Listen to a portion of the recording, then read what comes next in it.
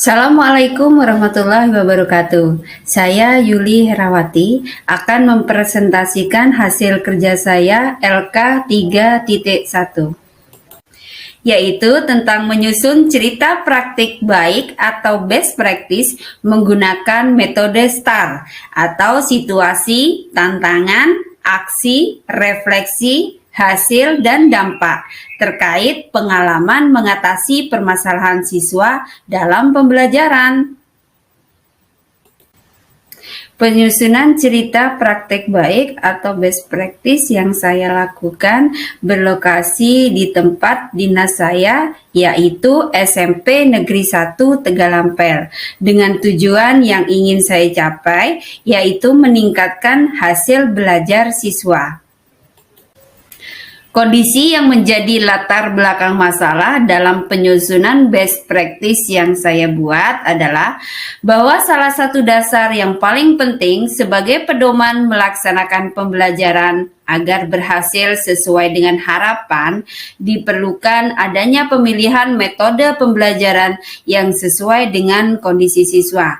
Nah, selama ini, pembelajaran yang digunakan masih menggunakan metode pembelajaran ceramah klasikal. Hasil dari penggunaan metode ceramah dan pemberian tugas masih belum menunjukkan hasil belajar yang optimal. Hal ini terlihat dari perolehan nilai siswa di kelas masih kurang dari 85% dari jumlah siswa yang memperoleh nilai lebih dari 70.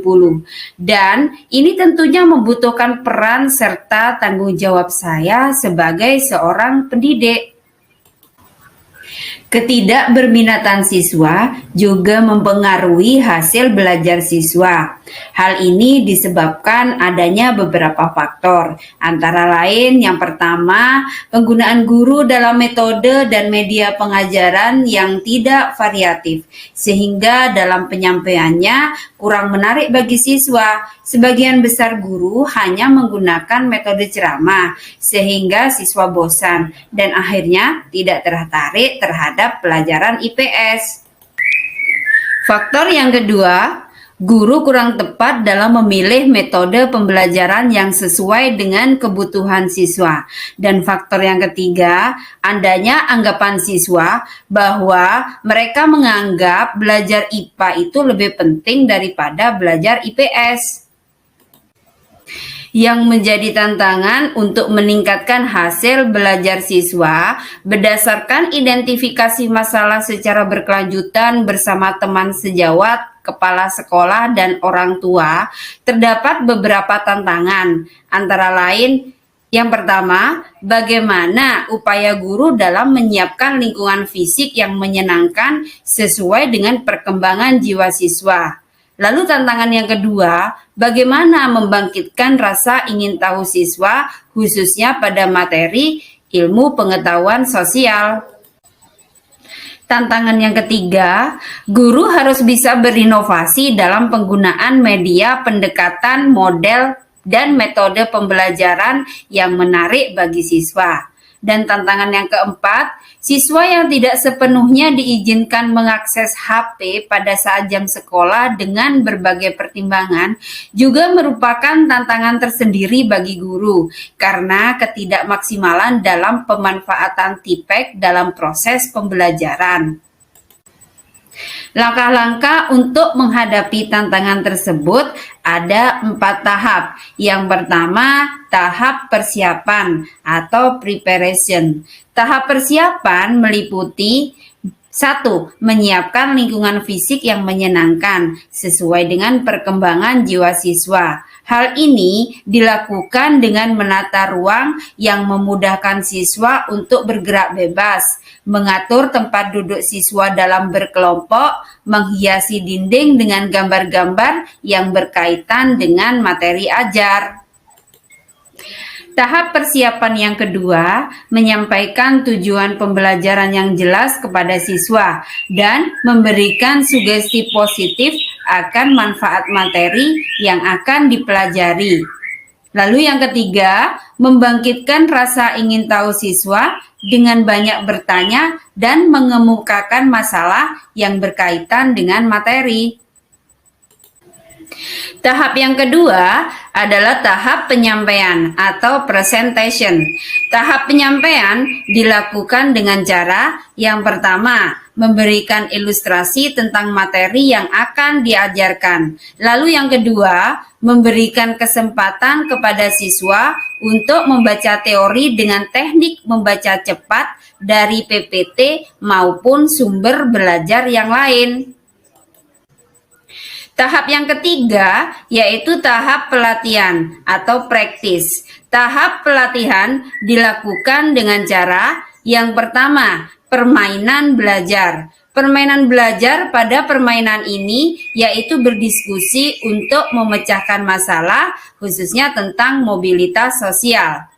Lalu yang kedua, aktivitas pemecah masalah, yaitu memecahkan masalah yang terdapat dalam LKPD secara berkelompok. Tahap yang terakhir yaitu tahap keempat adalah tahap penampilan atau performance. Tahap penampilan hasil dilakukan dengan cara yang pertama memberi peluang kepada siswa untuk mendemonstrasikan permasalahan. Yang kedua, dialog dan tanya jawab tentang masalah yang didemonstrasikan. Lalu yang ketiga, mengevaluasi proses mengajar.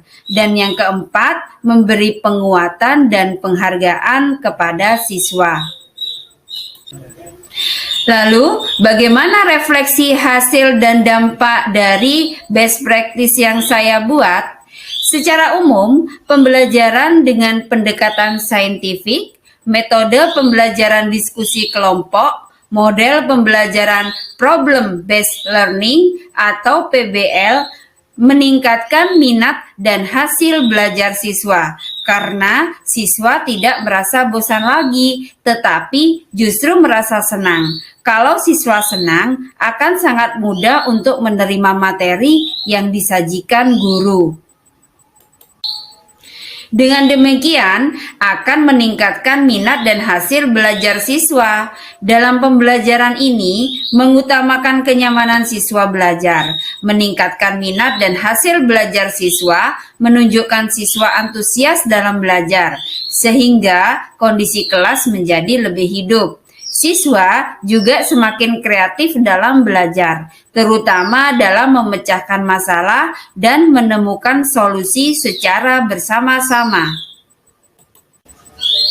Tanggapan guru mengenai pendekatan saintifik, metode pembelajaran diskusi kelompok, dan model pembelajaran problem-based learning dapat meningkatkan dan minat belajar siswa, sehingga kondisi kelas menjadi lebih interaktif dan hidup.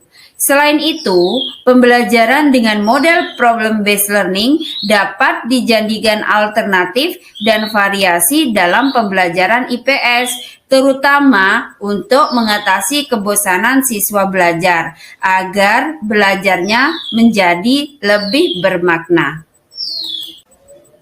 Demikian presentasi LK 3.1 dari saya. Terima kasih.